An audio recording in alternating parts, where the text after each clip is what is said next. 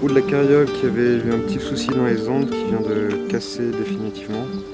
C'est la première fois qu'on a une véritable casse qui nous empêche de faire quoi que ce soit.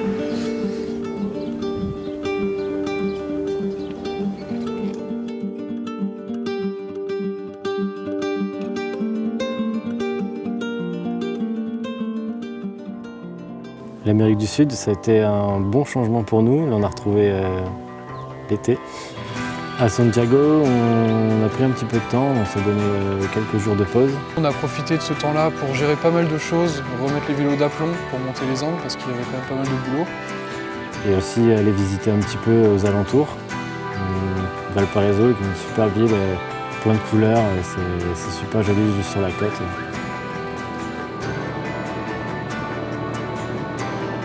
Et surtout, on attendait l'arrivée de Benoît de Cressin, qui a conçu l'assise de la carriole qui fait voyager mon père.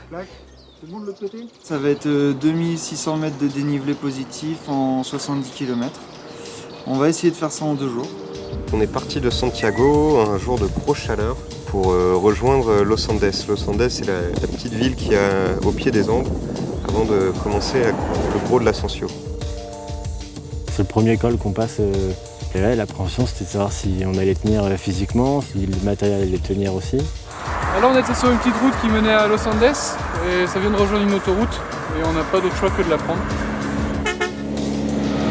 Et surtout, il fait super chaud, il n'y a pas d'ombre, il y a plein de bagnoles. On doit passer un tunnel, donc on va mettre nos vélos dans un camion si j'ai bien compris.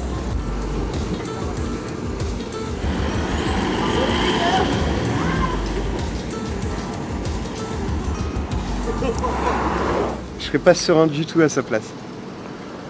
Et à partir de Los Andes, on était dans la montée pour 2 jours.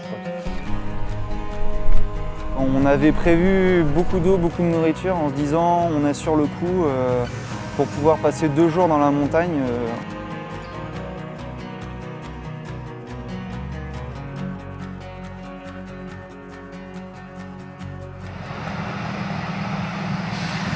Bah, c'est trop phasant quoi. Je pensais que c'était une branche et puis ça bouge. C'est bien fait quand même.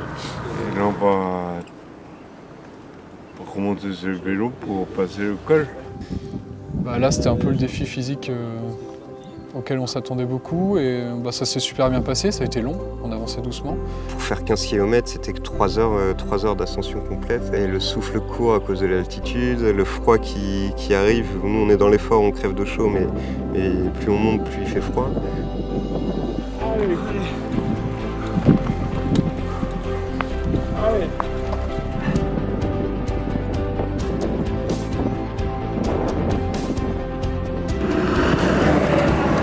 Franchement, le moindre kilomètre, je me sens passer autant au début, on faisait les malins, on était là, les Andes et tout. Là on les sent les Andes. Mais en même temps, c'est cool. Il y a tout qui tourne. Pour moi, c'est le moment, le gros moment émotion de cette étape, c'est quand tu arrives en haut et dès que tu as tous tes potes qui sont là, on l'a fait et c'est chouette quoi. Oui, c'était possible tout compte fait. Maintenant, pour le dire, c'est possible. 3185 mètres, c'est possible en vélo. Je pense qu'on est encore au Chili. Là, dans quelques mètres, on sera en Argentine. Il neige, il fait froid. On va vite redescendre pour trouver la chaleur.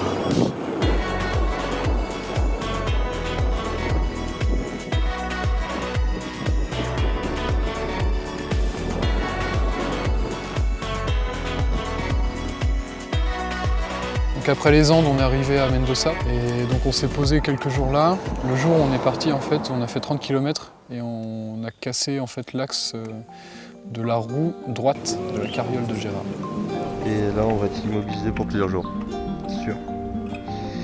Donc première vraie casse.